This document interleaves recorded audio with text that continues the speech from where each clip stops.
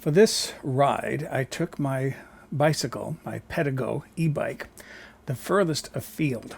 I drove up to the Gaviota wind caves.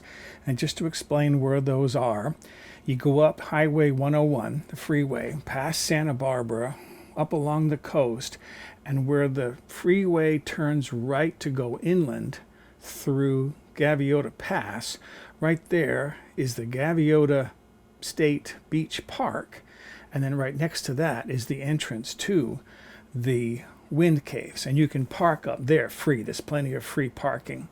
I rode my bike up there to show you the area. I did part of the hike. It was too steep, too long for me. It's a moderate hike, but I'm nearly 70 years old. I couldn't go up all the way, but I got enough to show you the area. So let's go for a ride. So down below is the Gaviota Beach State Park. And we're going to come down here later on. This road you see in front of me, that's where we're going to go up to the free parking. This road is on the other side of a locked gate, and this heads out toward the wind caves. And I really, really, really like this area because it is so quiet. No buildings out here. There are no cars on this road because, again, it's a locked gate. It goes up to an area where there are some, they look like a couple of concrete bunker sort of things. They might be wells where there's water to fight fires, because there has been a fire here.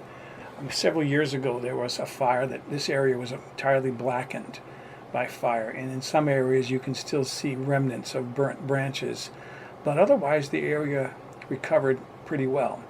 It's a very quiet road, easy to ride, no steep hills, little grades, but easily biked up and down. You could do this on a pedal bike.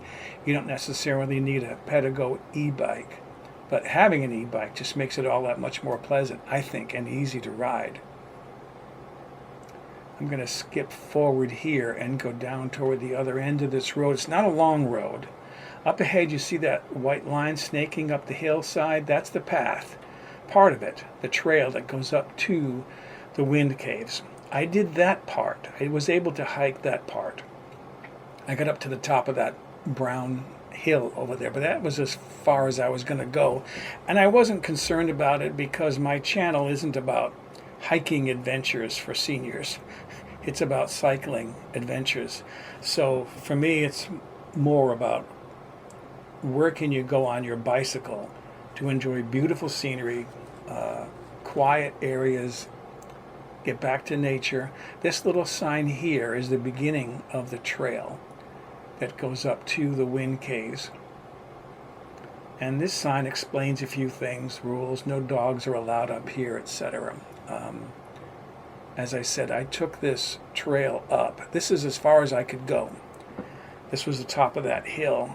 There's a big ravine in front of me. Over there to the right is the 101 freeway.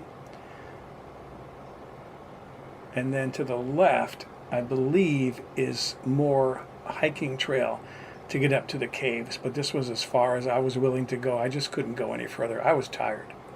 This is what it looks like from the top, though. This is someone's photograph. I tried to contact them to get permission to use it, but I couldn't find a contact. Beautiful photograph, and this is what it looks like from the top. And this is the trail that I came up. Again, this is the top, but this is looking back down toward the area where I came from. You can see the freeway and the roadway down there. That's where we're going to go next. I'm finishing up this ride back along this gated road to get back to my car. The only bad part, if I could say something negative, is it's very windy here, so you might need a windbreaker or a jacket, especially if you're going to be hiking in the evening when it can get cool so close to the ocean. There's the gate, and the only problem was getting my bike over that little bar down there to the right. I'm going to get on this road, free parking both sides of the road. This road goes out to the west a short distance down toward the end of this road, or at least the part that I can ride on. There are big signs saying private property, no entrance, no trespassing, everybody keep out. It's a ranch out here, private ranch. But you can bike out quite a ways out here. Again, free parking, beautiful view of the ocean. and the hills. Look how little construction there is out here. No buildings. It's very rustic, undisturbed area other than the road. It's beautiful out here. I'm going to stop at the end of this road and give you a bit of view how far I can go from on this road.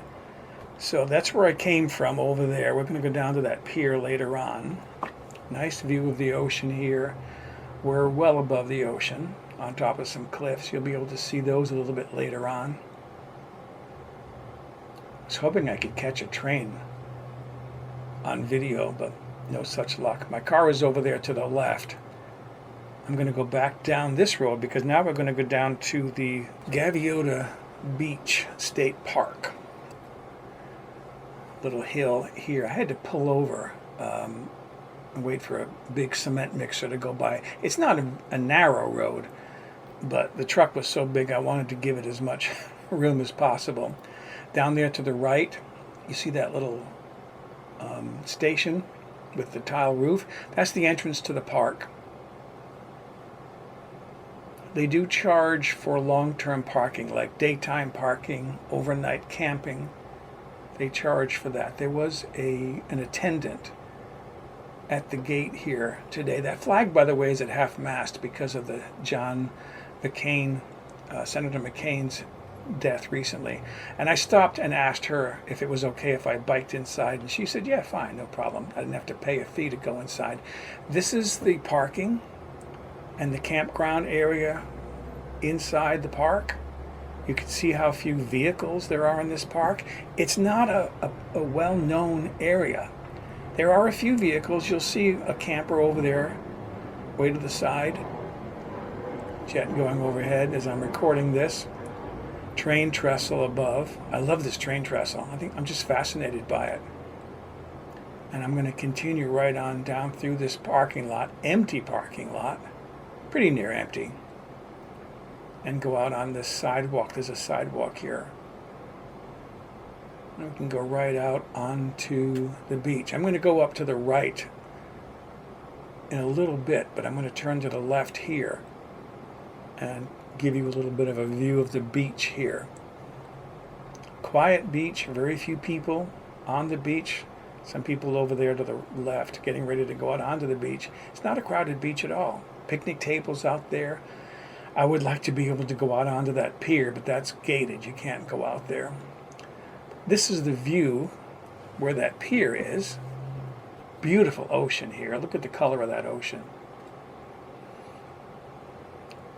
I almost wanted to let you hear the sound of the waves, but it was so windy here. It was really affecting the microphone on my GoPro camera. And then on the other side of the pier, interesting area if you're a geology buff. You can see these lines of strata. This was at one time perfectly horizontal, but this is why we have earthquakes in California, because of the tectonic forces squeezing this land upward. Now I'm back on the road, having left the park, and I'm going back to my car. There it is over there to the right. I'm going to load my bike onto my car and then take it home. And that is my ride today. So there it is, the Gaviota Wind Caves. Beautiful area, and you don't have to go up to the wind caves to enjoy a beautiful day. You can go to the beach up there. It's a very quiet area. Not too many people know about that area. You go further, closer to Santa Barbara, and those parks have a lot of campers, a lot of people in there, but very few people stop at the Gaviota State Beach Park. Great place to park and enjoy a day at the beach. You can camp there overnight. There's a fee to park down there, and there's no overnight camping up where the free parking is, but beautiful area, wonderful area, well worth driving up to and taking your bike to bike around the area. I think it's a beautiful ride. So hopefully you enjoyed it. If so, and if you haven't already subscribed, please do so. Click the like button on your computer, and thanks for watching.